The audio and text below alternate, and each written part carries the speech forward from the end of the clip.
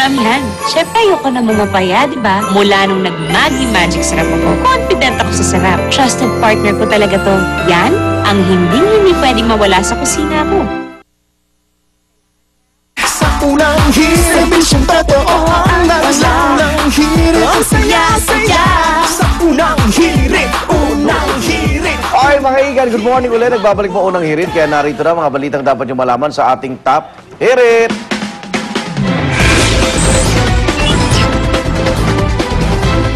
Tila hindi alam ng mga ilang taga Parañaque na nadamay sa plane crash kung paano sila ngayon magdiriwang ng Pasko. Bukod kasi sa kanilang mga tahanang naabo, marami sa mga ito ang nasunog din sa kanilang mga kabuhayan. May mga kaanak din na nasugatan po at kasalukuyan nagpapagamot pa sa ospital.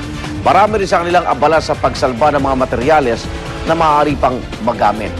Sa pinakuling tala ng pulisya, 30 bahay po ang natupok kung saan apektado o humigit kumulang 100 pamilya na pansamantalang nanunuyuan sa isang covered court doon.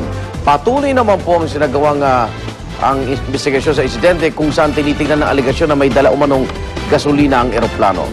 3 tao rin daw ang totoong sakay ng eroplano pero 2 lang ang nireport sa kanilang flight plan. Sisiguraduhin rin kung dumaan sa maintenance ang eroplano patungo sana ng Palawan. Bubusisin naman ng Civil Aviation Authority of the Philippines ang pinakuling komunikasyon sa pagitan ng 2 piloto at ang Air Traffic Control Tower. Ang problema, yung ganitong kalit klase, walang black box. So, buti lang yung communication sa tower na gusto nila mag-reland yata o gusto bumalik eh. Hindi na sila nakabalik. Ilang minutes. Parang nag-take off para ilang minuto lang eh. Tapos nag-advise yung piloto na babalik. Hindi na umabot. Doon sa mga eksperto na naka-MDSWB, yung mga ganyang ano daw, parang isang makina na lang daw ang umaandar.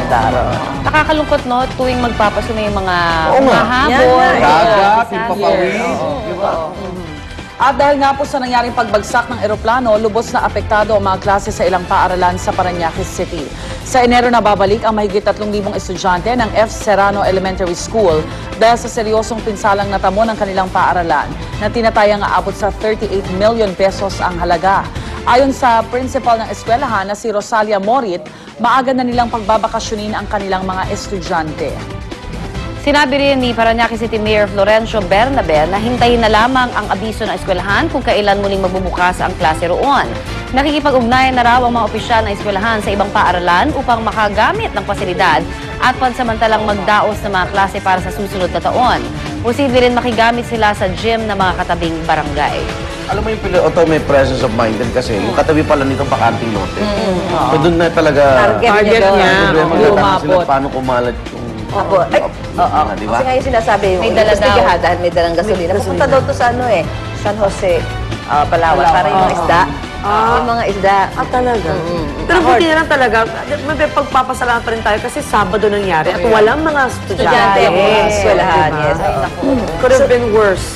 Sa ibang balita naman, huling-huli sa CCTV ng BJMP kung paano nakatakas ang mga presong Chinese national mula sa Parañaque City Jail noong Sabado sa tulong ng isang jail guard.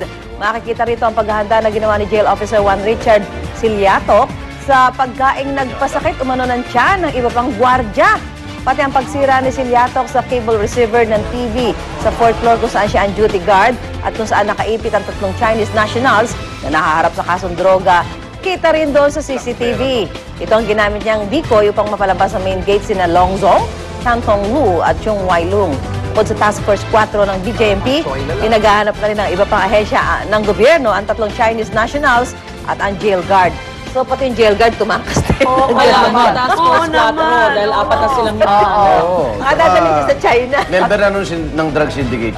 malamang. Gadugay siya drug. Magkano kaya nakuha? At iba talaga Alam mo, yung may budget eh. No? Yung ganitong panahon dapat, yung mga kulungan natin, ini-triple ang alerto kasi magpapasko, grabe yung lungkot ng mga preso dyan eh. Gusto makita yung pamilya, ganyan. Mataas ang krimen pag ganitong panahon. Hindi, tsaka yung pangangailangan din ng lahat ng tao ng pera. Yes. Makutukso ka talaga eh. Paano kaya nag-communicate itong jail guard sa Chinese inmates? Totoo din, good. May ganito sila. Pera lang. Pera lang ang ginagawa. Pinagayway na. At saka nilason pa yung mga kasamahan niya. Yun na nakakasuka-suka. pinakain daw ng bulalo. Pinasakit talaga dyan, Pinasakit. no? O, pinasakit kasama yung jail guard. Bata-bata pa. Parang Siguro English naman pinapaligan ang- pa yung mga ganyang kriminal. Ang problema niyan, Pera yan. Nakakainis sa atin. Pera. Yung drug courier natin sa China, bitay, ito, pinapatakas. alam mo, totoo. Kasama pa yung jail guard. Nakakalungkot naman. Totoo lang. Ang problema niyan, sabi nga ng mga polis, after kasi nung arrest ng tatlong Chinese, parang 1 billion worth of drugs yung nawala, nawala. sa sirkulasyon. Eh kaso, Ayun na naman, oh. Di ba kasi Babalik na Marami naman yung na 1 billion. may mga Shebulab, karamihan sira. sa may sinasabing mga may-ari nag-ooperate niya, mga Chinese. Chinese. Yes. Siguro sinabi ng Jerry sa kanila, do you want to escape? Jerry. Baka gano'n na, baka communication ng mga Chinese. Do you want to escape? I can help you. Okay, dyan na. And, I know the way.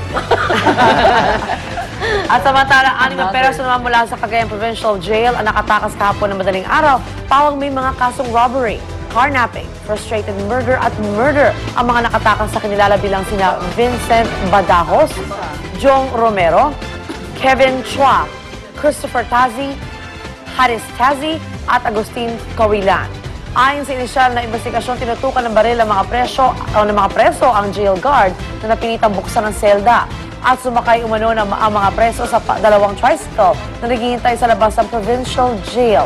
Patuloy ang ginagawang pagtugi sa 6 na bilanggo at naglagay na rin ng checkpoint sa mga karatig na probinsya. Sa Paano itsura nung... nakatakas yung tricycle na hindi nahabol ng mobile? Walang gas. Walang gas.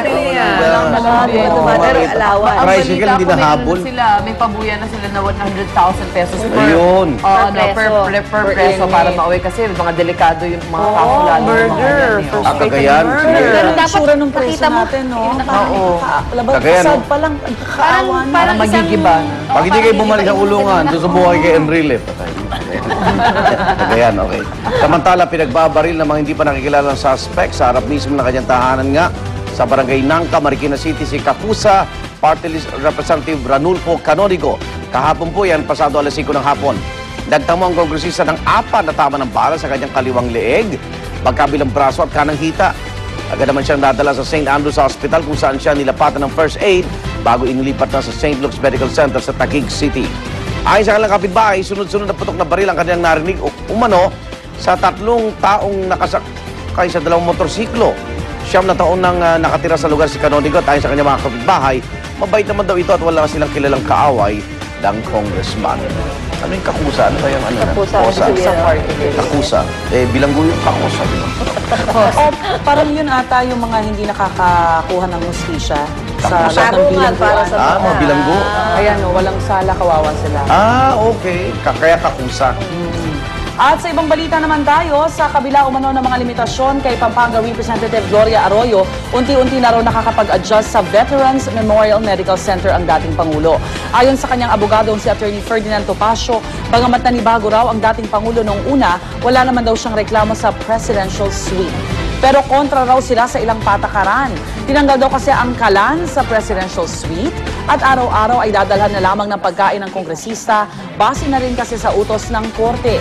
Hindi rin daw pinapayagang makapagsimba sa chapel ng VMMC ang dating Pangulo. I think baka eventually adjust din nila yung mga bawal sa hindi bawal. Lalo pag nakita na magsisimba lang naman, nandun lang naman sila. O may CCTV sa kisame. Puro bumbunan siya. Kumuha nun. Pero maraming kasing ibang mga nakakulong na yung nagre-reklamo, di ba? Kasi sa kanila yung kanilang kondisyon, alam naman natin, di ba? Right. Hirap na hirap sila, tapos sa ganitong, Alam mo, sitwasyon. mahirap talaga, Pero boy. sagot ang ano dyan hindi kayo Pangulo. Hindi kayo naging dating Pangulo.